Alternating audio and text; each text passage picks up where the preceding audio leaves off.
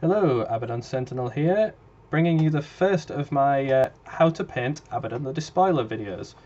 Now, in this one, I'm just going to be focusing on the base. I want to show you the simpler techniques while I get used to actually recording myself painting. Hopefully you can pick something up from this. If you already know how to do these kind of things, maybe you just enjoy watching the video. I'll warn you now, I made a couple of mistakes. There are two sections missing from this video. I may have forgotten to press the record button. I hope that you can forgive me for that and just have a bit of a laugh about it, because I did. Tried to not kick myself too much for it. But yeah, hopefully you'll manage to enjoy the video regardless, and it keeps you interested enough to watch the second part when I bring that out. So I'm going to go straight into it now and get on with the video. So first of all, I'm going to be using Mechanica Standard Grey, thinned down with a little bit of water. Now this is going to be applied over most of the base, just to cover the flat black disc as well as the gravelled area, as I'm going to refer to it as. So you don't have to be too tidy. Doesn't matter at the moment, we will be tidying bits up later as we do the other details. Just make sure you get a nice smooth covering on it. Maybe do 2 coats if you've thinned it down a bit more. Just take your time with it, you know. The most important bit is just to make sure you've got that smooth base coat down for the next section. And there we have it. That is the finished base coat. Like, doesn't need to be that tidy. I wouldn't worry about making sure the flat black disc is too covered, because next we're going to be using Astro Granite. This is a texture paint. It's very useful for basing miniatures. Gives you a nice non-standard finish to the base. It's not just that flat plastic that you would get otherwise. Now you may have noticed that I'm not using a brush for this. There's a good reason for that, and that is because texture paints are essentially thick paint with grit and gravel in them. If you want to, you can use a brush, but you've just got to be aware that it's probably going to ruin it. It's much better to use one of these little modelling tools if you've got one. This is one of the Citadel ones. It's very useful for manipulating the texture paints, pushing them around. What I'm attempting to do here is just to fill that little gap where the gravel piece actually attaches onto that circular base. They're very good for creating, you know, raises and falls, where otherwise obviously you'd have a flat base, and once they dry, the grit actually gives it a nice texture as well. It does tend to shrink a little bit as it dries, so don't be afraid to put a little bit more on than you think you might need. They actually take quite a long time to dry, so you've got plenty of time to manipulate them as well. So I just went round, finished that off around the entirety of the base, and that's what it looks like before it dries. After it dried, I did then apply Nuln Oil, but that is one of the sections that I failed to press record on, so I hope you enjoy the slow time lapse of the Nuln Oil drying. So I applied it over the entirety of the base, and as you can see there, it's already starting to tie those two different greys together. You will also notice as it dries that it actually becomes a lot less obvious, and it's a much more subtle effect as it dries into those little crevices. Just gives it a nice little extra shadow in the recesses of that texture. Again, you'll be starting to notice now, obviously, how it's tying those two greys together. There's still a little bit of a difference, but the next technique that we're going to be using and the next section will actually improve that a great deal. In this bit, we are now using Longbeard Grey, which is a dry paint specifically designed for dry brushing. Just working the paint into the bristles and giving it a quick test. A little bit too much on, wipe a bit off. And yeah, that's much better. I'm just going to work it around, just gently stroking it across all those surfaces around the base. And you see it's picking out every bit of raised area and highlighting it for us. It's very quick, very simple to do, far easier than any other kind of highlighting technique for what we're doing right now. Just remember, keep it nice and gentle. It's always easier to add more on if you need to than to take some off. And again, don't worry about being a bit messy with this, we will be correcting the other details later on. So when you've built it up to a level you're happy with, similar to what I've done there, that's what I'm happy with, we're ready to move on to the next section. Now I'll apologise in advance, this is the second section that I forgot to record, so here are the colours that I used: Macragge Blue for the Ultramarine armour, Avalon Sunset for the Imperial Fist helmet, and finally Rakarth Flesh for the skulls. All thinned down with a little bit of water and applied in 2 thin coats. Here I'm using a bit of Abaddon Black just to tidy up the joints in the Ultramarine's armour. You don't have to do this at this point, but I like to do this now. I like to keep up with the tidying up bits. I feel if I leave them all till later on, I'm likely to miss bits and forget some stuff. With these being some smaller details, you do want to obviously take care with them. Make sure you take your time. If you do accidentally go over on any bits, just correct with the Macragge Blue again. As with the other base paints, this one is also thinned down a little bit with water. I didn't apply 2 thin coats for this one, just the one, because we're going to be using some Nuln Oil on it, which will help to cover up any kind of inconsistencies in that particular coat. I'm actually using a medium layer brush here, so don't think that just because it's a small detail you have to use a tiny brush as well. Just make sure you've got a good point on it. And with those black joints done, we're ready to move on to the next bit, which we're going to be using some Retributive Mfr for. Again, we're thinned down with a little bit of water, and this is going to be for the casings for the bolt shells. You will want to take your time with this. Try not to get it on the base that you've already painted. Remember, I am recording at 2 times speed. You will be likely to make mistakes at this point, and it's very difficult to correct, so just take it easy. The only way you might correct them is just a bit of Mechanica Standard Grey and dry brush over it again.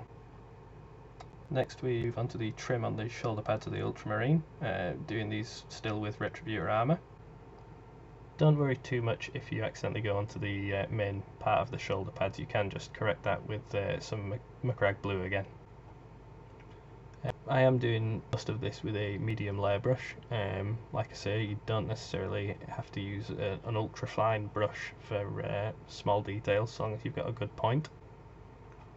We're also going to use this Retributive Armour on the wing as well, and give that a couple of coats, just to give it a nice smooth finish. Bit of trivia for you, that wing has been put there specifically to be reminiscent of Sanguinius's wing when he was slain by Horus towards the end of the Horus Heresy. I found that out from a video interview with the designer of the Abaddon model. Not an interview conducted by me, of course, it was on the Warhammer community website.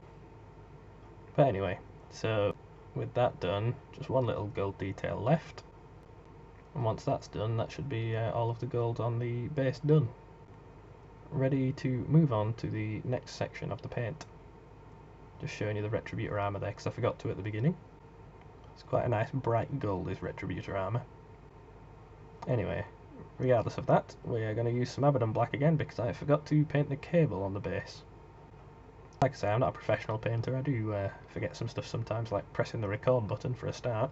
But yeah, it's just a nice quick little piece to do that. Okay, so you can see the stage we've got the base to there. It's looking quite nice at the moment.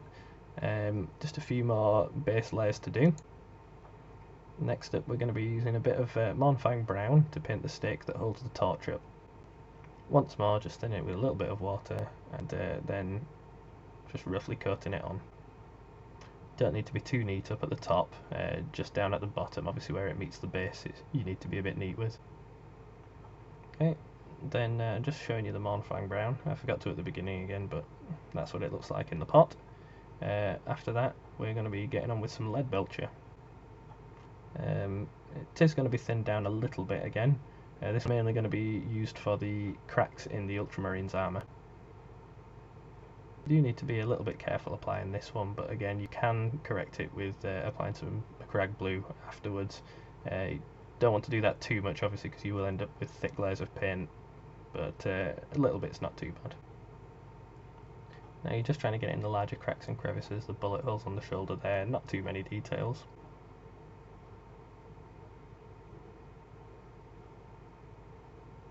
There we go, that's the silver done there.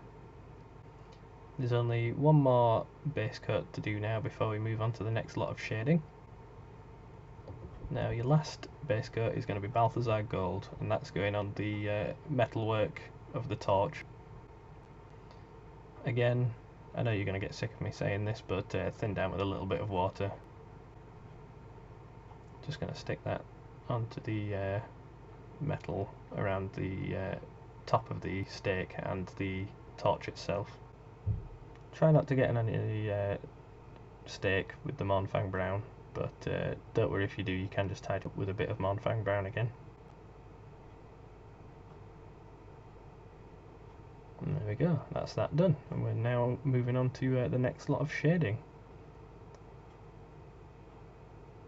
First of all, we're going to be using some Nuln Oil, and that's going to be for a few different bits. We're going to be coating that onto the ultramarine armour and also onto the metalwork on the torch. Just want a thin layer of this on the flat surfaces, let it pool in the recesses. Another reason we're doing this is because it actually dulls the armour down a bit. You might wonder why we want to do that, but it's so the base doesn't detract from Abaddon. He is, after all, the main focus of this miniature. We'll see another couple of bits later on that we do for similar reasons too. Now, Agrex Earthshade, this is going to be on the Rakath Flesh and the Retributive Gold parts of the model. Yes, as well as the Imperial Fist's helmet.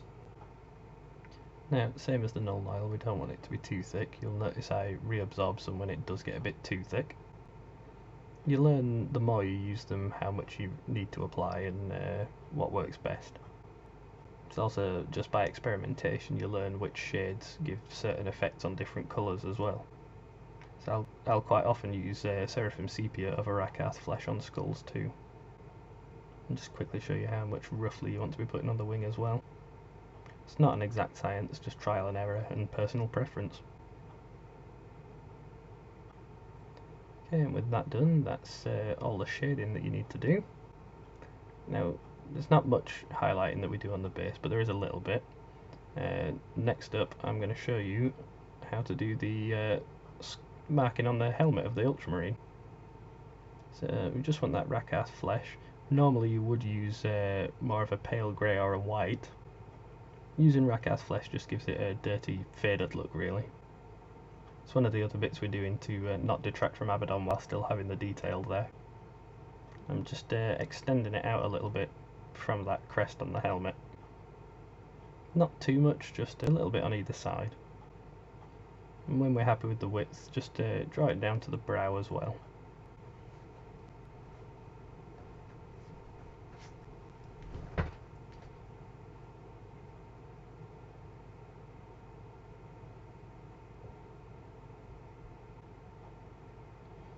After we've done that, we're then going to be adding on some Mephiston Red as a central stripe. Now, this wants to be roughly the width of the skull on the front of the helmet there. Don't worry if you make a couple of little mistakes, you can always go back with Rakath Flesh to tidy it up. Now, I am using a small layer brush for this one, just to reduce the chance of accidentally spreading it too far. Again, don't worry if you do, you can always tidy it up a little bit afterwards.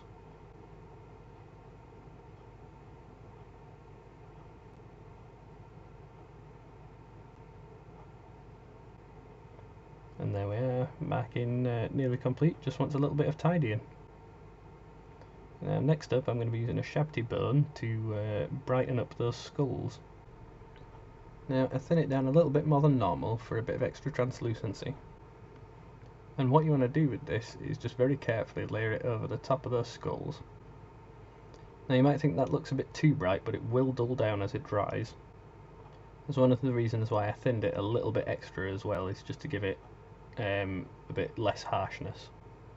It's just another of those things that you end up learning with experience. There are more advanced techniques for better finishes, but I'm just showing simple at the moment.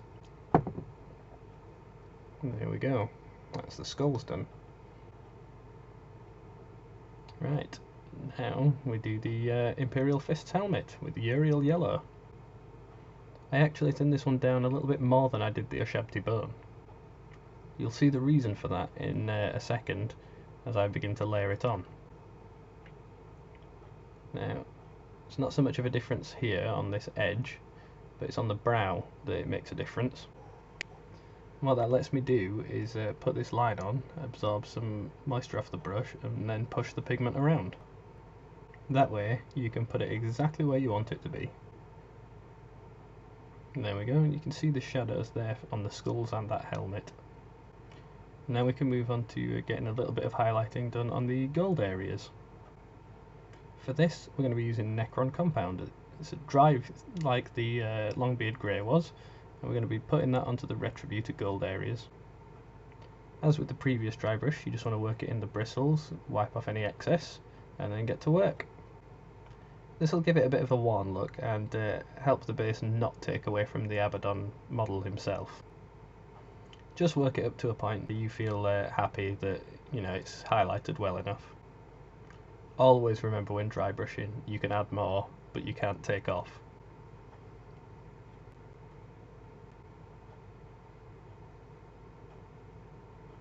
There we go. We've got those bits highlighted. It's a nice worn look on those pieces. Now we're going to be using Gehenna's Gold, and that's to layer over the Balthazar Gold we did earlier. Now, unlike the other layers, we don't need to thin this one down quite as much. We're just going to be applying it to the flat areas and the raised areas, avoiding those recesses. It's not the end of the world if you go overboard, but it is a bit more difficult to correct at this point. Don't worry, just practice with it. You'll get your preferences eventually. There we go. We're now ready to move on to the next section. The next section being the flame from the torch.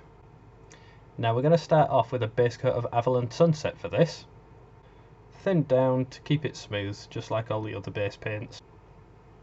Just want to start layering it onto there, try and get some good coverage. 2 thin coats if you need it. Most important is just to get a nice base coat down before you put other colours on top. What's weird about flame, to be fair, is the fact that the brighter colours are actually in the recesses. Which is why we're now moving on to Fire Dragon Bright, which we're going to dry brush over the top of that. Now, my advice would be, once you've got your brush sorted, to start building the colour up from the tips of the flames and slowly build it towards the base. Just keep doing it gently until you're happy with where it's at.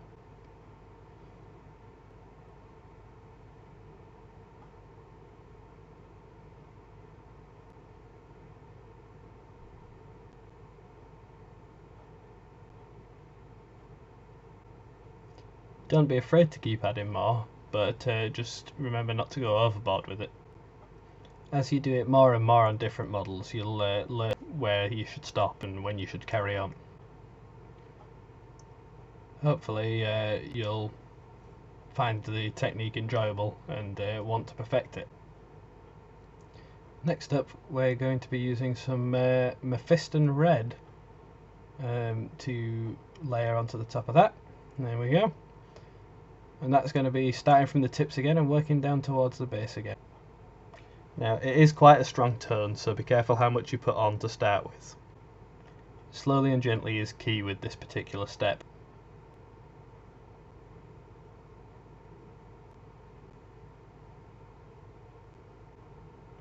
You'll notice how I'm trying to make sure that I'm not overdoing it and I'm leaving some of the paler colours in the recesses there.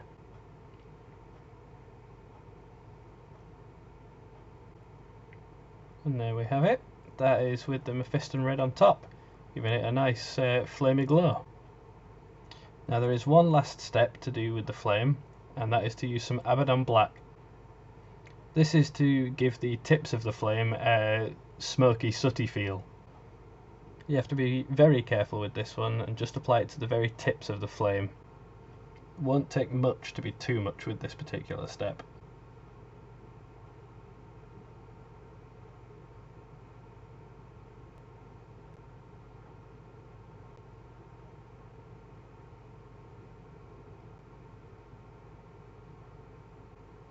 When you're just about happy with that, then it's time to move on to the next step. For this step, we're just going to be using Mornfang Brown again to apply some highlights to that stake holding the torch up. Look, I remembered to show it this time. So we're just going to thin it down a little bit and apply some edge highlights to the stake.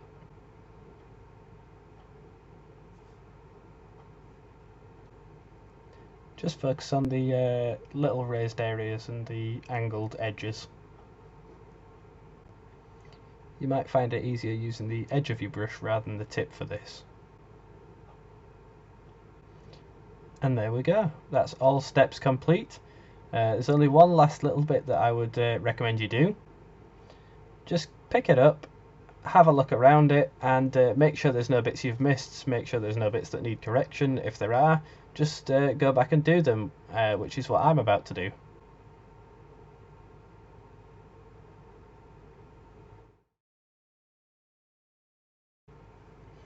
And there we go, the finished piece. I hope you enjoyed watching the video. If you did, remember to like, comment and subscribe. Hit the bell button for notifications for when I put the second part of this video up.